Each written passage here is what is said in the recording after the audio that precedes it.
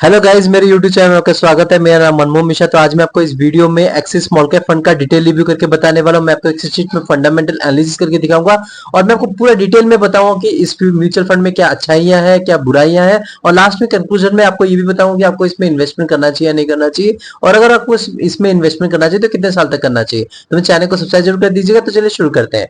तो जैसा कि आप मेरे यहाँ पे स्क्रीन पे देख पा रहे होंगे, एक्सिस स्मॉल कैप फंड, इसका अगर आप लॉन्च और डेट देखें तो 5 दिसंबर 2013 है। मतलब इस फंड को अगर आप देखें तो 11.7 ईयर्स हो चुके हैं लॉन्च होते होते। तो काफी पुराना फंड है और बहुत ही नामी फंड है। तो 11.7 ईयर्स में अगर देखा जाए कैटेगरी रिटर्न इसका, तो 21.34% तक का मैसिव रिटर्न है इसका कैटेगरी रिटर्न। लेकिन इस फंड का अगर आप रिटर्न देखिए 11.7 ईयर्स में, तो 23.66% तक का मैसिव रिटर्न है। तो आप देख पा रहे कि इसने अपने कैटेगरी को बीटिंग रिटर्न दे रखा है। मतलब अगर आप देखा जाए लगभग 2% से बीट कर रखा है, जो कि ठीक ठाक सा मार्जिन है। देखिए कैटेगरी बीटिंग रिटर्न होना थोड़ा जरूरी हो जाता है, लेकिन हाँ, यहाँ पे इतना बड़ा मार्जिन नहीं है। तो यहाँ पे मैं एक पॉजिटिव फीडबैक तो दूंगा, लेकिन अभी नीचे हम उसके बाद वो भी डिस्कस करेंगे कि रिस्क कितना ले रखा है। अगर यहाँ पे रिस्क भी ज्यादा ले रखा है और रिटर्न सिर्फ 2% या 1% ही कैटेगरी बीटिंग रिटर्न है, तो यहाँ पे फिर नेगेटिव फीडबैक बन सकता है। तो हम पूरा डिटेल में बात करेंगे, लेकिन अभी के दौरान में अगर मैं बताऊं तो इसे कैटेगरी बीटिंग रिटर्न है लॉन्ग टर्म में, वो भी 11.7 ईयर्स में। तो डेफिनेट यहाँ पे एक पॉजिटिव फीडबैक रहेगा। भले ही बड़े मार्जिन में नहीं है, लेकिन कम मार्जिन में चलेगा।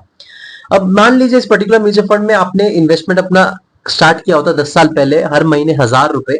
तो जो आपका अमाउंट डिपॉजिट होता है 10 साल में, वो 1.2 लाख रुपीज, मतलब 1,20,000 रुपए।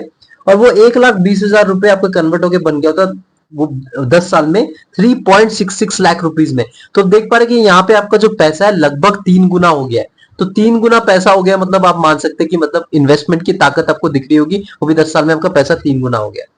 अगर मान लीजिए इस पर्टिकुलर म्यूचुअल फंड में ना इन्वेस्टमेंट करके आपने गोल्ड में इन्वेस्टमेंट किया होता, मतलब 10 साल पहले, और 1000 रुपए एसआईपी किया होता, तब का जो अमाउंट डिपॉजिट होता सेम 1.2 लाख रुपीज, और 1.2 लाख रुपीज आपका कन्वर्ट होकर बन गया होता 2.10 लाख रुपीज में। तो अब देख पा रहे कि यहाँ पे जो पैसा आपका डबल भी नहीं हुआ, डबल से भी थोड़ा कम है।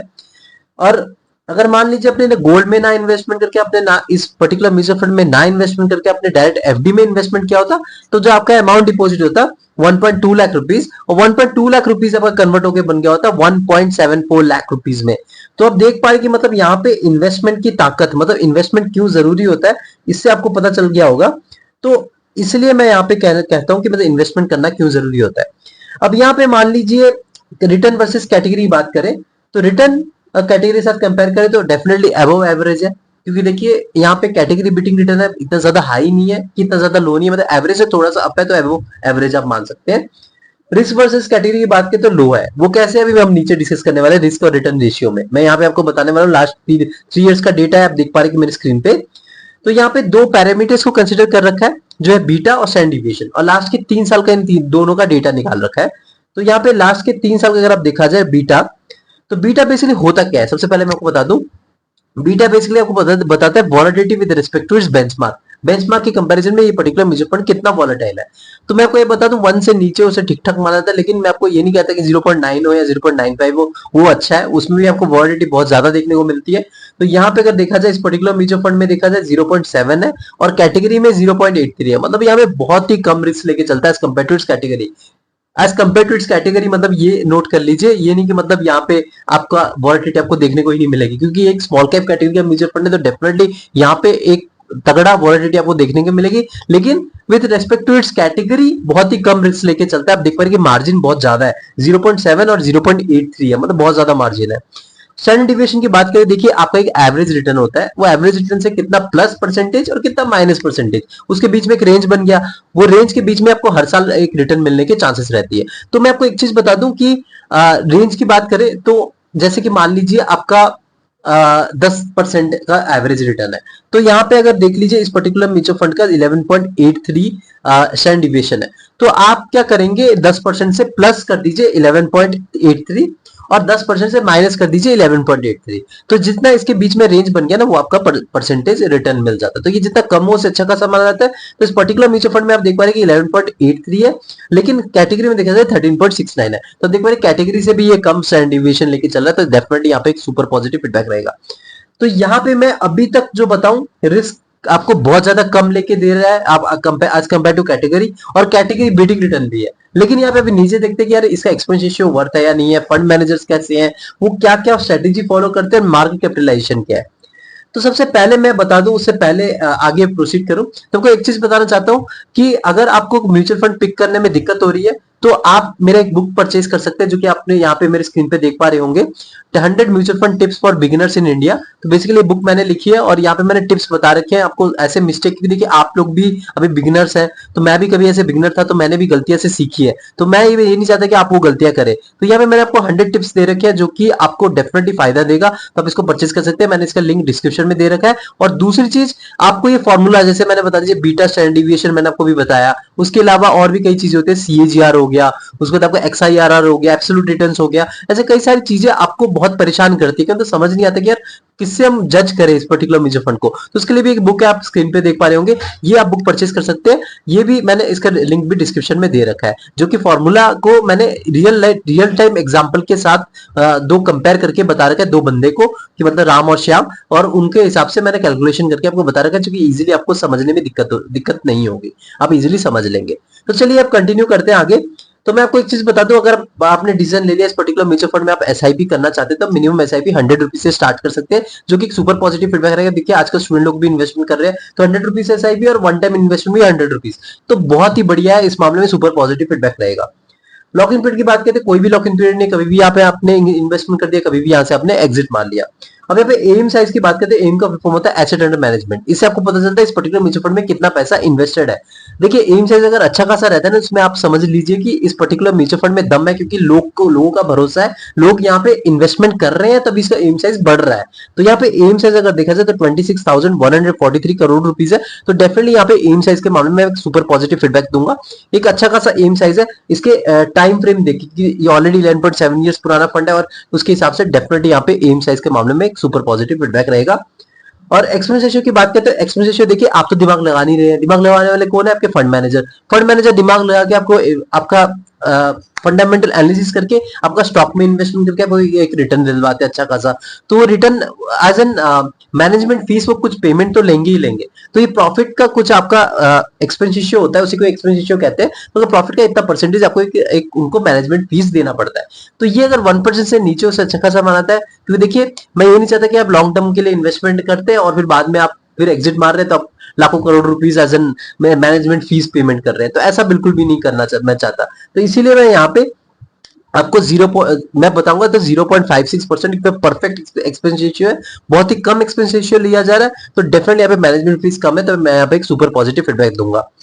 टैक्स इन्फॉर्मेशन की बात करें, मान लीजिए आपने एक साल से पहले आपने प्रॉफिट बुकिंग करके एग्जिट मारा, तो मान लिया तो आपको 20% तक का टैक्स देना पड़ेगा प्रॉफिट पे। अगर एक साल के बाद आपने एग्जिट मारा तो आपको 12.5% तक का टैक्स देना पड़ेगा प्रॉफिट पे।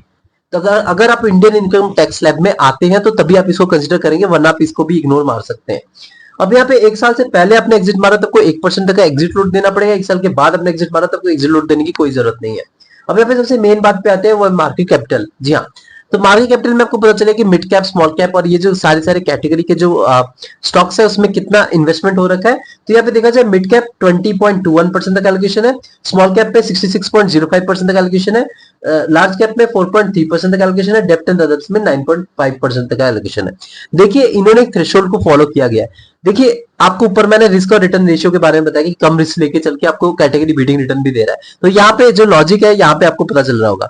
सेबी के गाइडलाइन के हिसाब से बताया गया है कि अगर एक कैटेगरी का म्यूचुअल फंड है, सेम कैटेगरी का, मतलब मान लीजिए स्मॉल कैप कैटेगरी का म्यूचुअल फंड है, तो यहाँ पे मिनिमम आपका एलोकेशन 65% स्मॉल कैप में होना जरूरी है। उसके बाद के जो बचे 35% वो लार्ज कैप के स्टॉक का परचेज कर सकते हैं, मतलब इन्वेस्टमेंट कर सकते हैं फंड मैनेजर, या फिर मिड कैप में कर सकते हैं, या फिर डेब्ट या फिर कैश के फॉर्म में रख सकते हैं। टोटली डिपेंड करता है फंड मैनेजर पे। तो यहाँ पे अगर देखा जाए तो स्मॉल कैप में इन्होंने मिनिमम थ्रेशोल्ड को फॉलो कर रखा है। इसका मतलब यहाँ पे मिनिमम उन्होंने जो मतलब एक रिस्क को कम करने की कोशिश करी गई है, क्योंकि थ्रेशोल्ड को फॉलो किया गया है 66%, जो कि बहुत बढ़िया है। यहाँ पे एक पॉजिटिव फीडबैक रहेगा। लेकिन यहाँ पे एक चीज मुझे थोड़ी सी प्रॉब्लमेटिक लगी है, वो कि मिड कैप में सबसे ज्यादा एलोकेशन। 20.21%। अगर ये मिड कैप का एलोकेशन थोड़ा कम करके लार्ज कैप का थोड़ा बढ़ा देते तो और भी कम मतलब रिस्क हो सकता था। तो यहाँ पे मैं थोड़ा सा नेगेटिव फीडबैक दूंगा। तो यहाँ पे मैं पूरा नेगेटिव फीडबैक नहीं दूंगा, यहाँ पे मैं पॉजिटिव फीडबैक दूंगा, लेकिन सुपर पॉजिटिव फीडबैक नहीं दूंगा। एक ठीक ठाक सा मार्केट एलोकेशन है, एवरेज आप मान सकते हैं इसको, कोई ज्यादा अच्छा नहीं, कोई ज्यादा बुरा नहीं है। अगर ये मिड कैप का थोड़ा कम करके लार्ज कैप का एलोकेशन बढ़ा देते तो मैं यहाँ पे थोड़ा बहुत और बोलता कि यार सुपर पॉजिटिव फीडबैक देता मार्केट कैपिटल के मामले में। सेक्टर एलोकेशन की बात करें तो इंडस्ट्रियल सेक्टर में 20.18% तक एलोकेशन है, फाइनेंशियल सर्विसेज में 19.68% तक एलोकेशन है, हेल्थ केयर सेक्टर में 15.74% तक एलोकेशन है, बेसिक मटेरियल्स में 13.47% तक एलोकेशन है, कंज्यूमर साइक्लिकल में 11.23% तक एलोकेशन है, टेक्नोलॉजी सेक्टर में 7.13% तक एलोकेशन है, कंज्यूमर डिफेंसिव में 6.13% तक एलोकेशन है, रियल एस्टेट में 4.76% तक एलोकेशन है, कम्युनिकेशन सर्विसेज में 1.02% तक एलोकेशन है और यूटिलिटीज में 0.67% तक एलोकेशन है।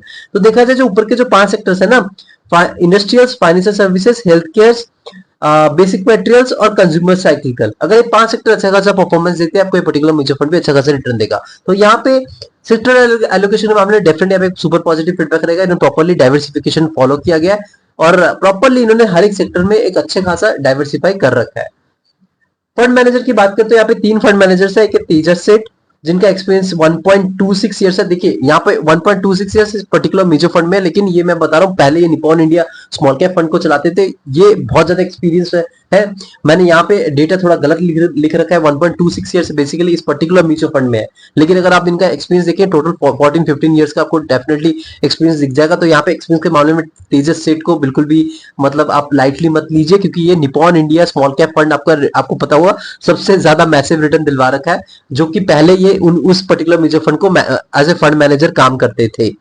अब यहाँ पे सेकंड जो आपका मयंक हायनकी, इनका एक्सपीरियंस है 2.02 इयर्स इस पर्टिकुलर म्यूचुअल फंड में, और थर्ड जो आपका कृष्णा एन, इनका एक्सपीरियंस है 1.44 इयर्स का इस पर्टिकुलर म्यूचुअल फंड में। तो देखा जाए एक्सपीरियंस के मामले में यहाँ पे सुपर पॉजिटिव फीडबैक दूंगा, क्योंकि यहाँ पे एक बड़े खिलाड़ी है, इनका नाम है तेजस सेठ, जो कि पहले Nippon India small cap fund में ये फंड मैनेजर थे। तो डेफिनेटली यहाँ पे आप उनके बारे में पढ़ सकते हैं, उनके बारे में ट्रैक कर सकते हैं, उनकी स्ट्रैटेजी क्या फॉलो करते हैं और वो कैसे रिटर्न दिलवाते हैं उन्होंने पास्ट में। तो सब कुछ ये ईजी रहता है, क्योंकि थोड़ा एक्सपीरियंस फंड मैनेजर होना जरूरी होता है। तो यहाँ पे डेफिनेटली एक्सपीरियंस के मामले में, और 3 फंड मैनेजर्स है तो डेफिनेटली यहाँ पे मैनेजमेंट में भी दिक्कत नहीं होगी, एम साइज को अच्छा खासा मैनेज कर लेंगे। तो यहाँ पे एक सुपर पॉजिटिव फीडबैक रहेगा फंड मैनेजर के मामले में।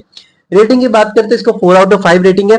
मैं आपको बताऊं कि अगर कोई स्मॉल कैप कैटेगरी का म्यूचुअल फंड आप ढूंढ रहे हैं जो कि रिस्क कैटेगरी से कम रिस्क लेके आपको रिटर्न ज्यादा दे रहा है, तो वो यही स्मॉल कैप म्यूचुअल फंड है। और ये मैं आपको बता रहा हूँ, axis small cap fund risk सारे स्मॉल कैप म्यूचुअल फंड जितने भी है उससे थोड़ा कम रिस्क लेके चलता है, लेकिन हाँ अभी देखिए फंड मैनेजर्स के ऊपर टोटली डिपेंड करता है। अब ये नहीं कि ये फंड पे डिपेंड कर रहा है, फंड मैनेजर क्या है कि वो अपना स्ट्रेटेजी चेंज कर सकते हैं, बाद में अब रिस्क ज्यादा ले सकते हैं, तो ये उस पर कुछ नहीं कर सकते। पास्ट में इन्होंने जो स्ट्रेटेजी फॉलो कर रखी है उस बेसिस पे मैं कह रहा हूँ कि रिस्क लेके कम लेके आपको रिटर्न थोड़ा ज्यादा दिलवाने की कोशिश करते हैं, लेकिन अभी क्या पता कि यार अगले महीने इन्होंने अपना एलोकेशन ही चेंज कर दिया। तो ये चीज टोटली डिसाइड नहीं करती, पास्ट रिटर्न डिसाइड नहीं करता कि फ्यूचर में आपको ऐसा ही रिटर्न मिलेगा। तो कंक्लूजन में ये भी बताऊं कि ये अभी के दौरान सबसे कम मतलब कम रिस्क लेके अपने कैटेगरी से कैटेगरी बीटिंग रिटर्न दे रहा है, भले ही बड़ा मार्जिन नहीं है, लेकिन फिर भी जो कि एक सुपर पॉजिटिव फीडबैक रहता है।